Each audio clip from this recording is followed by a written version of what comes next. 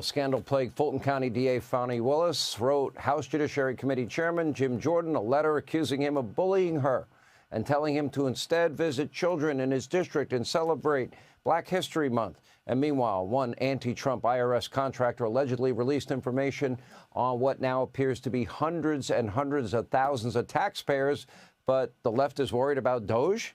Anyway, according to the House Judiciary Committee Republicans, new disclosures show that Charles Little John leaked information on more than 405,000 taxpayers, including President Trump. Little John is currently serving a 5-year sentence for the leaks, but the new filings reveal the leak was nearly 6 times larger than previously known. Here with more, House Judiciary Committee Chairman Jim Jordan. All right, I'd like the answer the president gave on targeting. Let's talk about targeting. And you were involved, you were on this program a lot when they lied and peddled the conspiracy theory about the Russia hoax. You were on about Pfizer abuse quite a bit on this program. You were on when they targeted Donald Trump with jacked up charges in New York and a false valuation of Mar-a-Lago and a double standard when it came to top secret classified information. Let's talk about targeting. Are we going to get to the bottom of these issues and who is corrupt? Yeah, that's why we sent 7 subpoenas to the FBI yesterday to get the answers to the questions the American people have. But you're exactly right, Sean.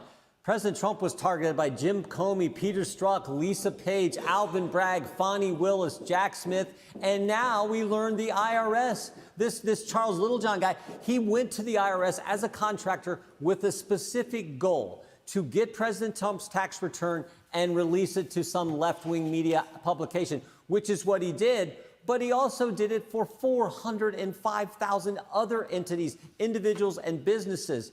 And he gets charged with one count. One count is all the Biden-Garland Justice Department went after this guy for. So, yeah, you're exactly right as well, that when they go after Elon Musk, oh, he's going to get access to information he shouldn't. Are you kidding me? Look what they did. Look what this guy did to the President of the United States and 405,000 other Americans. Didn't we learn that little old Sean Hannity, just a little talk show host that I am, that my personal information was gone through? Didn't they suppress my social media accounts? Didn't thousands of my personal text messages get released? Do I not have privacy as a member of the press?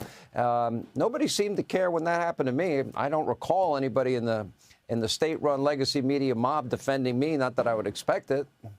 No, they didn't defend you, but it happened to you because you make a difference, because you have an impact. That's why it's always, I always tell folks, if the left isn't coming after you, you're probably not doing anything worthwhile, and you're doing things worthwhile. That's why they came after you. I remember when we got shadow banned back in 2018 during the whole Trump-Russia collusion thing. There were 4 members of Congress who just happened to be digging into what the Comey FBI had done to President Trump, and we get shadow banned. Thank goodness we've changed what Michael Schellenberger, who wrote some of the Twitter files, called the censorship industrial complex.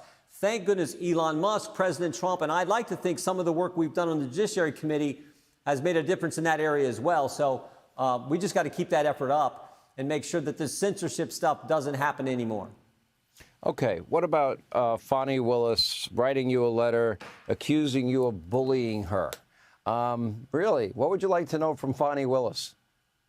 Well, we've had outstanding requests to her for information. We've gotten some. There are people we want to talk to who worked on the Fani Willis investigation. We've deposed Nathan Wade. He came here and said basically didn't answer hardly any of our questions. So we want to do some follow-up. We're committed to getting the answers for the American people on that ridiculous investigation that she undertook, as well as the subpoenas we've sent to Kash Patel to get information on the school board's issue, the memorandum which said pro-life Catholics are extremists in the Richmond FBI field office. We want information on those 26 confidential human sources, 17 of which entered restricted space. None of them were charged. They weren't authorized to go there.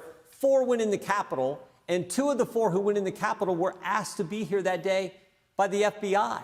I want to know how much were these people paid, how long they worked. Lots of questions that we want to get answers to that we think the American people would like that information. So we're going to work on all that. Let me go back to weaponization, for example.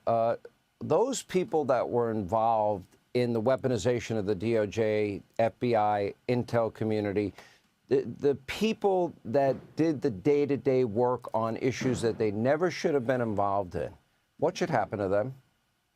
Well, that's up to the Justice Department. And I'm very confident in Pam Bondi, Todd Blanche, who was going to go there as Deputy Attorney General, Kash Patel, Dan Bongino, that team that President Trump's put together. I'm confident, and they're going to dig into this stuff just like we are.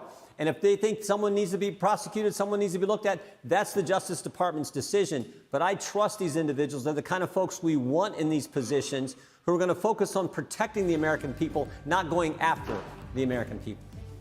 All right, Jim Jordan, we really appreciate you being with us, and it's going to be interesting days ahead, and we got to clean it up. Got to return the FBI to the world's premier law enforcement agency. You can't have a weaponized Department of Justice. Those people that have been involved, they've got to be removed, and you got to have people of integrity put in their place. All right, when we come back, Congressman Byron Donalds will join us. Apparently has an announcement. You don't want to miss it. Straight ahead.